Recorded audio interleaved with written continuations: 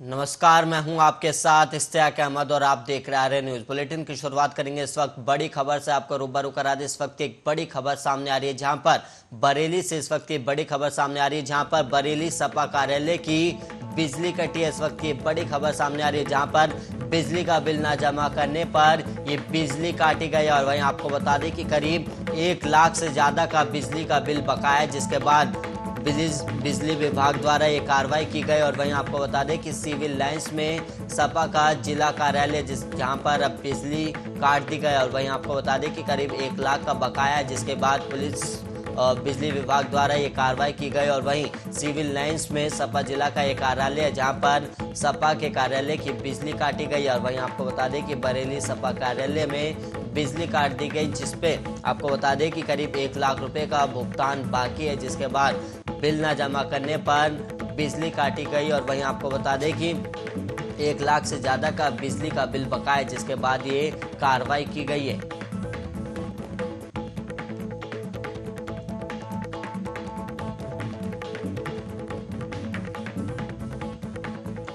और वहीं आगरा में बस कंडक्टर और बस चालक के बीच किसी बात को लेकर विवाद इतना बढ़ गया कि कंडक्टर ने अपने साथी बुलाकर बस चालक की जमकर पिटाई कर दी। और वहीं पूरी पिटाई की लाइव तस्वीर बस में मौजूद सीसीटीवी कैमरे में भी कैद हो गई है। और वहीं आपको बता दें कि पीड़ित ड्राइवर ने थाने में तहरीर दे दी और वहीं कंडक्टर पर आरोप है कि उसकी पिटाई कर उसका मोबाइल और पैसे भी ले लिए गए। और वहीं पुलिस मामले की अब जाँच में जुटी हुई है।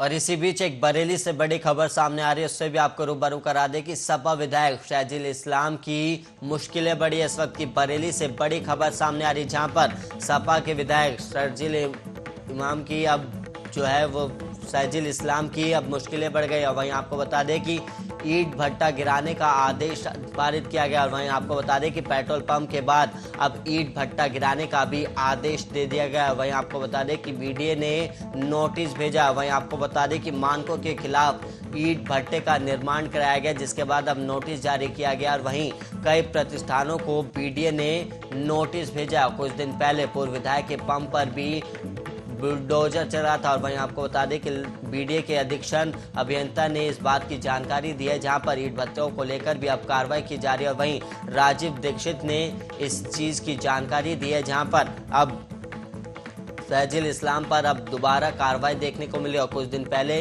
विधायक के पंप पर भी, पेट्रोल पंप जो था उस पर भी बुलडोजर चलाया गया था, जिसके बाद अब एक और कार्रवाई सामने आ रही है। ये बरेली से इस वक्त एक बड़ी खबर सामने आ रही है जहां पर सपा के विधायक शहजील इस्लाम के ऊपर अब दोबारा मुश्किलें बढ़ती हुई नजर आ रही है। जहां पर सपा विधायक शहजील इस्लाम की अब मुश्किलें और बढ़ती हुई नजर आ रही है। पेट्रोल पंप के बाद अब ईंट भट्टों का गिराने का भी आदेश पारित किया गया है।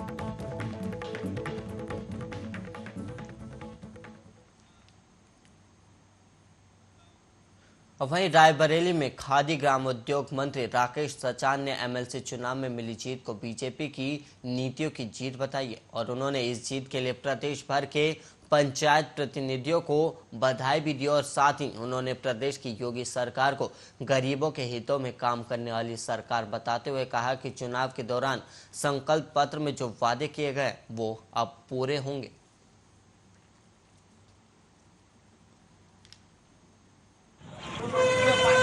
देखिए, आज स्थानीय निकाय के चुनाव डिक्लेयर हो रहे हैं और 100% सीटें भारतीय जनता पार्टी योगी जी के नेतृत्व में विधान परिषद के चुनाव जीत रही है। 1-2 सीट हैं जो निर्दलीय उम्मीदवार अन्य दलों को जा रही है, लेकिन पूरी तरह से आज जो प्रधान बीडीसी, जिला पंचायत या विधायक जनप्रतिनिधियों का चुनाव, इसमें 100% बहुमत से विधान परिषद उच्च सदन में भारतीय जनता पार्टी का बहुमत प्राप्त हो रहा। उसके लिए मैं सभी प्रदेश के प्रधानों को, जिला पंचायत सदस्यों को और चुने हुए जितने जनप्रतिनिधियों को उनके आपके माध्यम से उनको बधाई देता हूं। देखिए, आज स्थानीय निकाय के चुनाव डिक्लेयर हो रहे हैं और 100% सीटें भारतीय जनता पार्टी योगी जी के नेतृत्व। वहीं अयोध्या के बीकापुर में दो ईंट व्यवसायियों के बीच चल रहे कानूनी झगड़े में अब स्थानीय तहसील प्रशासन पूरी तरह उलझता हुआ दिखाई पड़ रहा है और मामला बीकापुर के ईंट व्यवसायी कुलदीप नारायण और हरगोविंद वर्मा के बीच का बताया गया। वहीं तहसील प्रशासन को न्यायालय में चल रहे विवाद और न्यायालय के निर्देशों के अनुरूप कार्रवाई करने में अब पसीने छूट रहे। वहीं आपको बता दें कि कानूनी गुना भाग में फंसे विवाद में खुद तहसील प्रशासन असहज स्थिति में दिखाई पड़ रहा है और मामला साल 2008 से संबंधित बताया जा रहा है, जहां प्लस मार्का ईंट भट्टा में साझेदारी दोनों व्यवसाय बंधु से लेन देन को लेकर तत्काल नायब तहसीलदार द्वारा 15 लाख ईंट जब्त करते हुए इसे हरगोविंद को दी गई थी, जिसे कुछ समय बाद हरगोविंद ने कथित रूप से पेश किए जाने के बाद न्यायालय के आदेश पर नायब तहसीलदार गरिमा वर्मा ने हरगोविंद के ईंट भट्टा, जो कि तोरो माफिया में स्थित है, वहां से 15 लाख ईंट सील करके उसकी खेप कुलदीप नारायण की भट्टे पर पहुंचाने का आदेश किया था।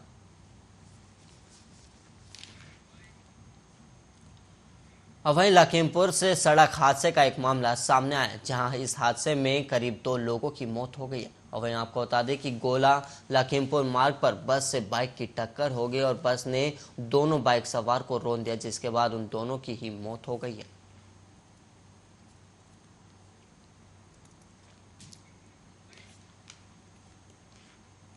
वहीं हरदोई से एक ऐसा मामला सामने आ रहा है जहां पर मायको और ससुराल वाले पक्षों में जमकर मारपीट हुई है और दोनों पक्षों में एक अंगूठी और घड़ी को लेकर विवाद के बाद मारपीट की गई है और सूचना पर पहुंची पुलिस दोनों पक्षों को गिरफ्तार कर लिया गया है। और वहीं एसओ का कहना है कि दोनों पक्षों के खिलाफ अब कार्रवाई की जाएगी।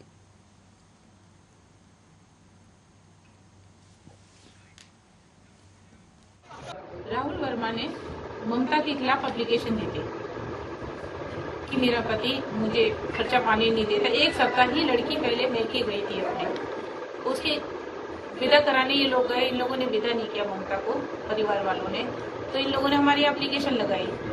8 तारीख को इन लोगों की मैंने सुनवाई की। 8 तारीख को ही एप्लीकेशन आई थी। दोनों पक्षों ने एक दूसरे पर तर्क वितर्क किया कि मैं इस कारण से नहीं जा रहा, मैं इस कारण से नहीं ले जा रहा, लेकिन दोनों पक्ष राजी हो गए थे। वर पक्ष ये फिर भी चाहता था, रोहित वर्मा ये कहते थे कि मैं ले जाने को तैयार हूँ, लेकिन लड़की और लड़की के पिता ने साफ कहा मैं भेजने से मना कर रहा हूँ। दोनों ने कहा, फिर दोनों पक्ष तैयार हुए कि ठीक है हम अपना अपना लेन देन कर लेते हैं। दोनों पक्ष आज 12 तारीख को आज डेट लगी थी, दोनों की सिग्नेचर कराए गए दोनों पक्षों के, और दोनों पक्षों को यहाँ से दोनों ने अपनी अपनी एप्लीकेशन दी कि हमारा इतना सामान है, हमारा इतना सामान है। दोनों की एप्लीकेशनों को मैंने सामान की लिस्ट को लड़की पक्ष का लड़के पक्ष को दे दिया, लड़के पक्ष की लिस्ट लड़की पक्ष को दे दी मैंने। दोनों एक दूसरे की लिस्ट पर संतुष्ट थे, एक घड़ी और एक अंगूठी।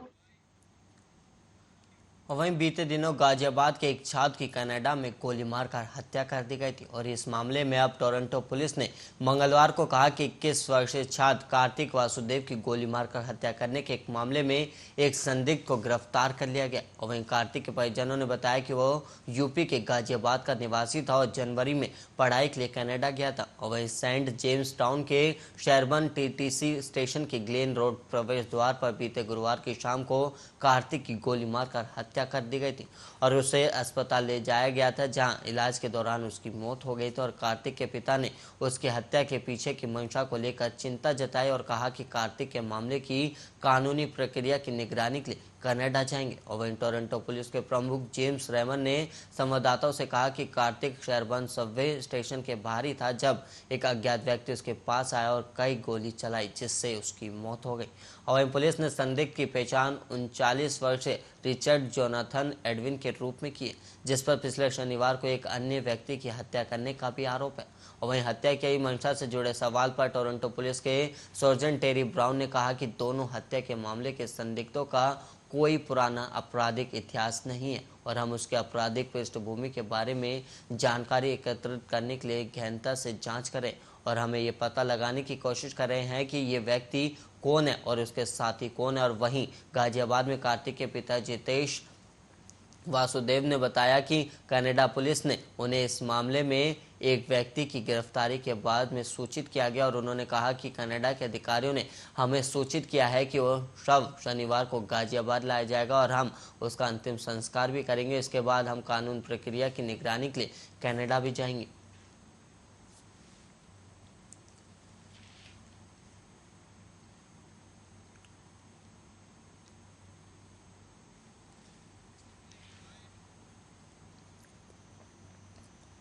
और वहीं यूपी माध्यमिक शिक्षा परिषद द्वारा बुधवार को फिर से क्लास 12वीं का इंग्लिश पेपर आयोजित किया जाएगा। और वहीं आपको बता दें कि पेपर लीक होने के कारण कुछ जिलों में परीक्षा कैंसिल कर दी गई थी और ये परीक्षा आज फिर से यूपी के 24 जिलों में आयोजित की जा रही है। और वहीं आपको बता दें कि ये परीक्षा सुबह 8 बजे से 11:15 बजे के बीच आयोजित होगी और ये परीक्षा 30 मार्च को आयोजित हुई थी और जिसका पेपर लीक होने के शक में कुछ जिलों में एग्जाम कैंसिल कर दिया गया था। और यूपी बोर्ड 12वीं का इंग्लिश पेपर और वहीं शुरुआत बलिया जिले से हुई थी, जहां पर फिर उसके बाद 23 जिलों और में पेपर लीक की खबर के बाद परीक्षा को कैंसिल कर दी गई थी।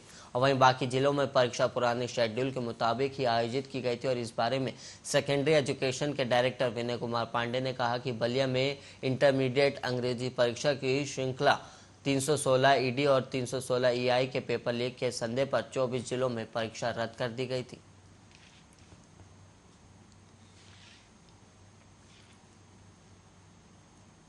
और वहीं यूपी के हाथरस जिले के बलात्कार के एक दोषी को पैरोल मिलने पर फरार होने के 33 साल बाद दिल्ली से गिरफ्तार किया है। और वहीं आपको बता दें कि पुलिस ने मंगलवार को बताया कि दोषी दिल्ली में नकली पहचान पर रह रहा था। और वहीं पुलिस ने कहा था कि हाथरस रघुनंदन सिंह के पैतृक गांव रिश्तेदार ये जानकर हैरान रह गए कि वो जीवित था, क्योंकि वो और उसके साथी ग्रामीण यही मान रहे थे कि वो मर चुका है।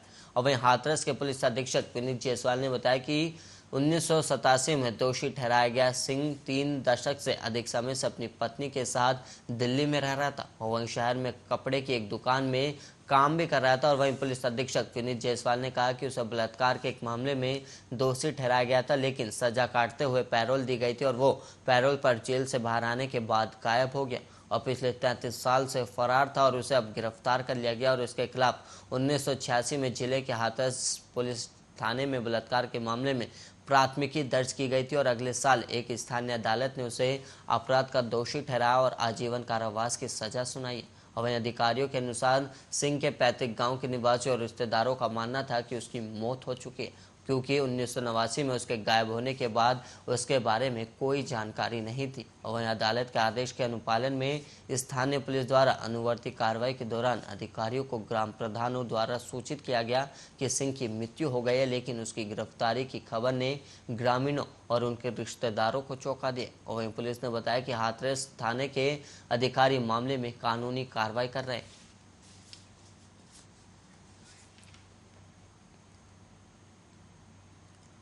और वहीं उत्तर प्रदेश के रामपुर के थाना टांडा के गांव लालपुर में एक फायरिंग की घटना घटी है और वहीं पुलिस ने सूचना मिलते हुए घटनास्थल का निरीक्षण भी किया। और वहीं चश्मदीदों ने बताया कि 2 लोगों ने फायरिंग की है, जिसमें 3 लोगों की गोली लगी और इसमें एक व्यक्ति की मौत भी हो गई।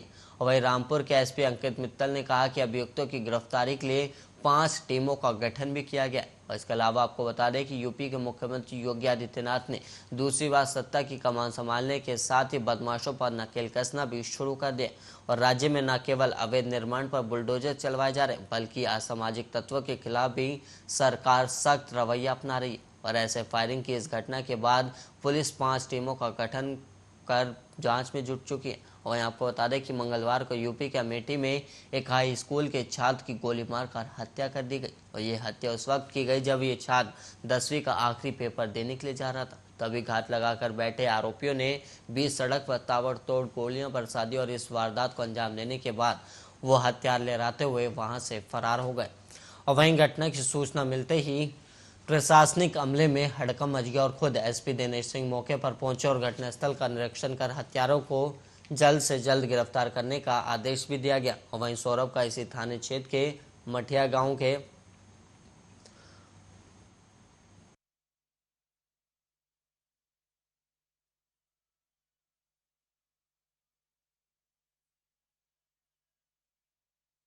थाने के क्षेत्र मठिया गांव के रहने वाले युवक से 2 दिन पहले विवाद भी हुआ था, जिसके बाद उस समय भी सौरभ पर हमले की कोशिश की गई थी, लेकिन सौरभ किसी तरह बचकर अपने घर पहुंच गया। और सौरभ की गलती ये रही कि उसने अपने परिजनों को इस झगड़े के बारे में कुछ नहीं बताया। और वहीं मंगलवार सुबह भी आरोपी युवक ने सौरभ को फोन कर स्कूल आने पर जान से मारने की धमकी दी, लेकिन सौरभ ने उसकी बातों को अनसुना कर दिया और परीक्षा देने स्कूल चला गया।